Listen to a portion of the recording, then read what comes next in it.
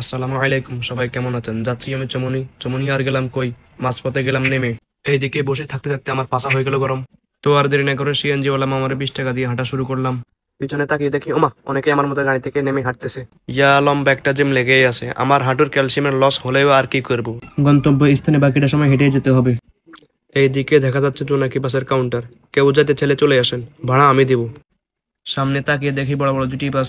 মনটা চাইতেছে উঠে যাই, চিটাং শহর থেকে ঘুরে আসি। কি করবো, পকেটে নাই টাকা, পকেট হলো ফাঁকা, মোবাইল হলো গরম। আমরা যারা চমনি আসি আমাদের এই সমস্যা প্রায় পড়তেই হয়। দুপুর 2টা থেকে রাত 8টা পর্যন্ত জ্যাম লেগেই থাকে।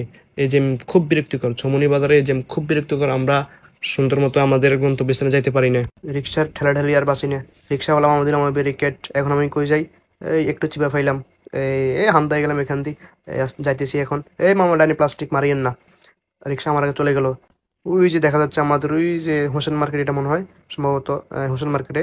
ঠিক আছে, সবাই আমার পাশে থাকুন। সামনে একটা মজাদার বিষয় আছে, বিষয়টা দেখাচ্ছি। মজার বিষয় হচ্ছে এইটা, চেক ছাটওয়ালা মামাটা পাশা চুলকাচ্ছে আর চুলকাচ্ছে, চুলকালে ভালো লাগে। এরপর চলে আসলাম আমার গন্তব্যস্থান, শাহ হার্ডওয়্যার। এই যে রঙের ডিব্বে ডাব্বা দেখা যাচ্ছে, এই যে হার্ডওয়্যার দোকান আমি চলে আসলাম।